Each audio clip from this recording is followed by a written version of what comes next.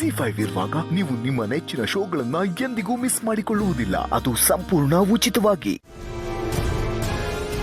ಬೀಗರೆಲ್ಲ ಒಟ್ಟಿಗೆ ಸೇರ್ಕೊಂಡು ದೇವಸ್ಥಾನಕ್ಕೆ ಬಂದಿದ್ದೀರಾ? ಇದು ತುಂಬಾ ಅಪರೂಪ ಅಲ್ಲದೆ ತುಂಬಾ ಮುಖ್ಯ ಕೂಡ. ತುಂಬ ಮುಖ್ಯವಾದ ವಿಚಾರನ ಮಾತಾಡಬೇಕಾಗಿತ್ತು ಅಖಿಲ ಅವರೇ. ಅದಕ್ಕೆ ಬೀಗರ ಒಪ್ಪಿಗೆನೂ ಬೇಕಾಗಿತ್ತು.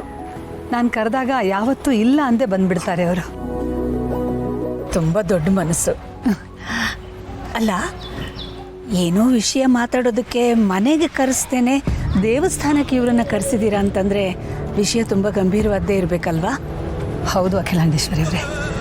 ಹಾಗಾದರೆ ನೀವು ಮುಂದುವರಿಸಿ, ನಾನು ಹೊರಡ್ತೀನಿ. ಅಯ್ಯೋ ಇಲ್ಲ ಇಲ್ಲ, ನೀವು ಇರಬೇಕು, ನೀವಿರಿ.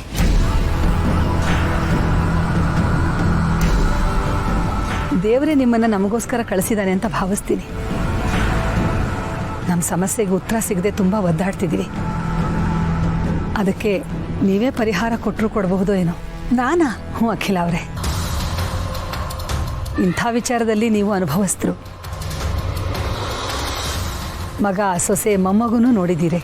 ಹಾಗಾಗಿ ಸರಿ, ನನ್ನ ಕೈಲಾದ ಸಹಾಯ ಮಾಡೋದಕ್ಕೆ ನಾನು ಪ್ರಯತ್ನ ಮಾಡ್ತೀನಿ. ಏನು ವಿಷಯ?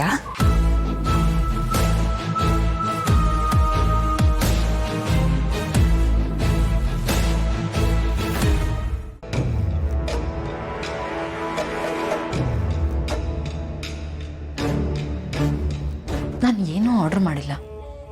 ಏನಿದು?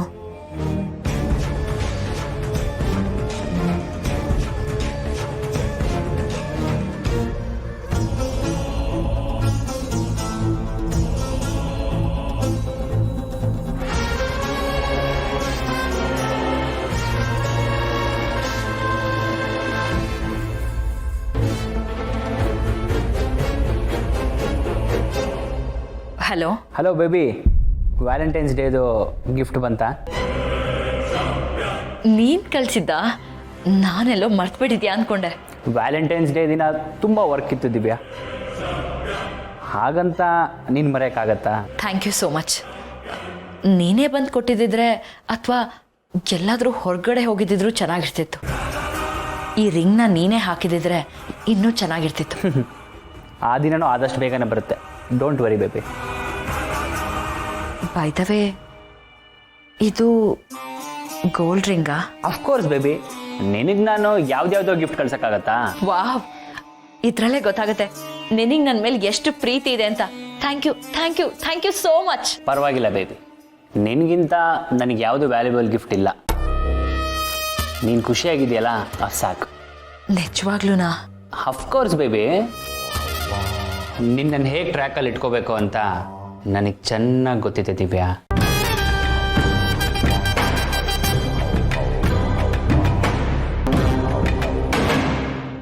ಯಾಕೆಷ್ಟು ಯೋಚನೆ ಮಾಡ್ತಿದ್ದೀರಾ? ಹೇಳಿ ಸೀತಮ್ಮನವರೇ.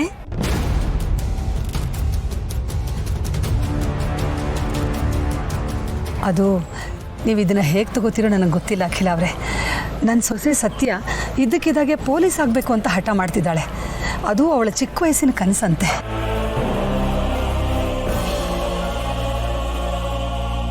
ಆದರೆ ಈಗ ಮದುವೆ ಆಗಿ ಸಂಸಾರ ಮಾಡೋ ಸಮಯದಲ್ಲಿ ಹಠ ಹಿಡ್ಕೊಂಡು ಕೂತಿದ್ದಾಳೆ. ಪೊಲೀಸ್ ಆಗ್ತಾಳಂತ?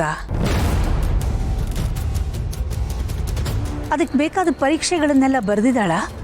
ಪಾಸ್ ಆಗಿದ್ದಾಳ? ಓ, ಎಲ್ಲ ಪರೀಕ್ಷೆಯಲ್ಲೂ ಪಾಸ್ ಆಗಿದ್ದಾಳೆ. ಅವಳು ಅಂದ್ಕೊಂಡಿದ್ದನ್ನ ಸಾಧಿಸೋವರೆಗೂ ಬಿಡೋದೇ ಇಲ್ಲ. ಮತ್ತೆ ಟ್ರೈನಿಂಗಿಗೂ ಹೋಗ್ತಾ ಇದ್ದಾಳೆ. ಆದರೆ ನನಗೆ ತುಂಬ ಗಾಬರಿ ಆಗ್ತಿದೆ.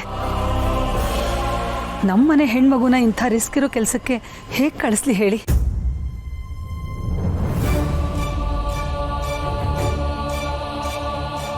ನಮ್ಮನೇಲಿ ಯಾರಿಗೂ ಇಷ್ಟ ಇಲ್ಲ.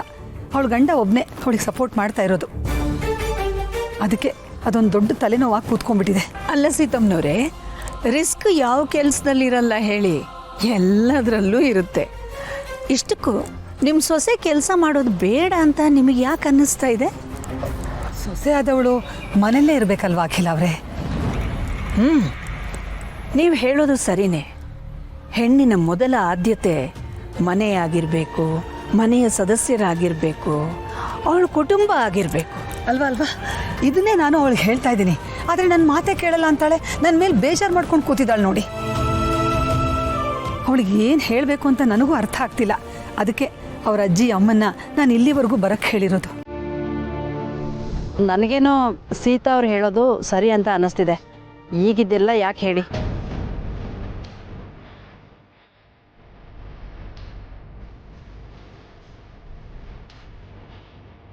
ಅದು ಅಲ್ಲದೆ ನಮ್ಮದು ಕೂಡು ಕುಟುಂಬ. ನಿಮಗೆ ಗೊತ್ತು, ಹಿರಿ ಸೊಸೆ ಹೀಗೆಲ್ಲ ನಿರ್ಧಾರ ತಗೊಂಡ್ರೆ ಎಷ್ಟು ಕಷ್ಟ ಆಗತ್ತೆ ಅಂತ. ಹಾಂ, ಕೂಡು ಕುಟುಂಬದಲ್ಲಿರುವಾಗ ಈ ಕೆಲಸ ಮಾಡೋದು ಕಷ್ಟನೇ.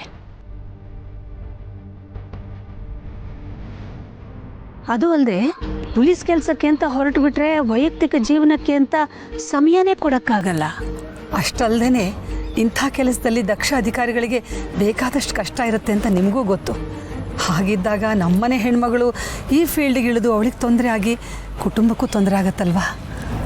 ಹೌದು ಸೀತಮ್ಮನವರೇ, ನಿಮ್ಮ ಮಾತು ನಿಜಾನೇ. ಆದರೆ ಈ ವಿಷಯದಲ್ಲಿ ನನ್ನಿಂದ ಯಾವ ಸಹಾಯ ನಿರೀಕ್ಷೆ ಮಾಡ್ತಿದ್ದೀರಾ? ಅಖಿಲ ಅವರೇ, ನೀವು ತಪ್ಪು ತಿಳ್ಕೊಳ್ಳಿಲ್ಲ ಅಂದರೆ ನೀವು ಬಂದು ನಮ್ಮ ಸತ್ಯಂಗೆ ಒಂದೆರಡು ಬುದ್ಧಿ ಮಾತು ಹೇಳ್ಬೋದಾ?